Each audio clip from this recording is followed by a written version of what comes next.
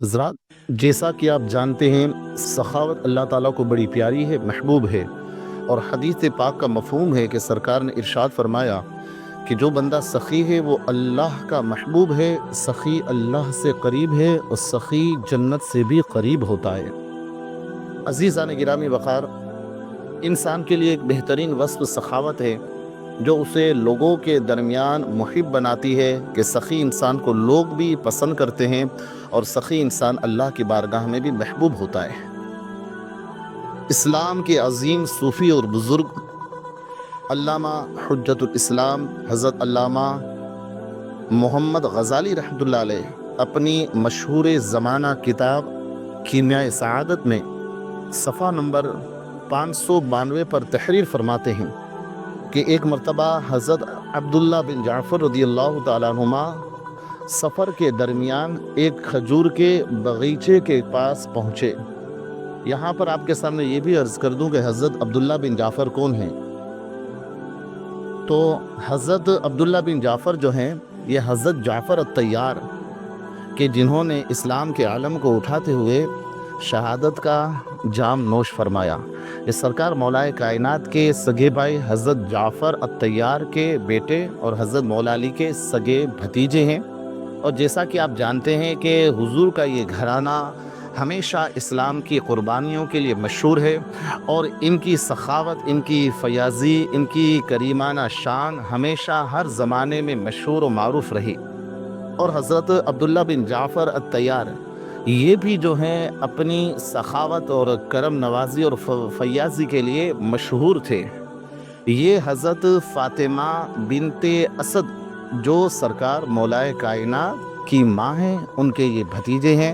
انشاءاللہ اللہ نے چاہا تو حضرت فاطمہ بنت اسد کی شان و عظمت کے تعلق سے کہ حضور نے ان کے بارے میں کیا ارشاد فرمائے اور سرکار سے ان کو کیسی والہانہ محبت تھی، یہ بھی انشاءاللہ کبھی آپ کے سامنے عرض کروں گا۔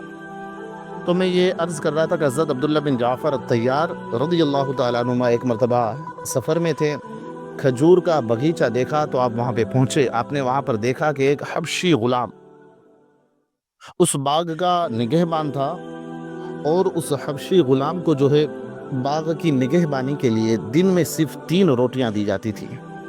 چنانچہ 3 روٹیاں اس حبشی غلام کو دی گئیں، اور اتفاقاً وہاں پر ایک کتا آ پہنچا۔ غلام نے ان 3 روٹیوں میں سے ایک روٹی اس کتے کے آگے ڈال دی۔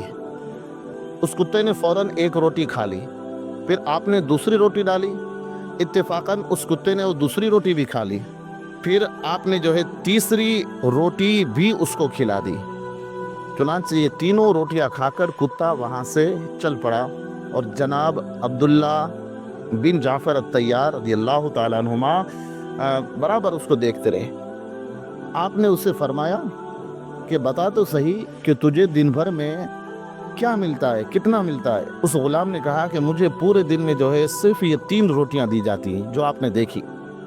انہوں نے فرمایا کہ پھر تو نے اپنی پوری خوراک اس کتے کو کیوں کھلا دی؟ غلام نے کہا کہ اس جگہ پر یہاں پر عام طریقے سے کتا نہیں آتا، اور آج یہاں پر کتا آیا۔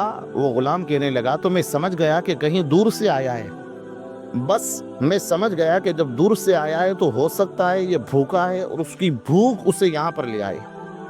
چنانچہ میں نے جب دیکھا کہ یہ بھوکا ہے تو میں نے اپنی ساری روٹیاں اس کو عطا کر دی۔ حضرت عبداللہ نے فرمایا کہ اب آج کے دن تو کیا کھائے گا؟ دن بھر میں جب تجھے 3 روٹیاں دی جاتی تھی تو آج تو کیا کھائے گا؟ اس نے کہا کہ آج میں کچھ نہیں کھاؤں گا، بلکہ آج جو ہے میں صبر کروں گا۔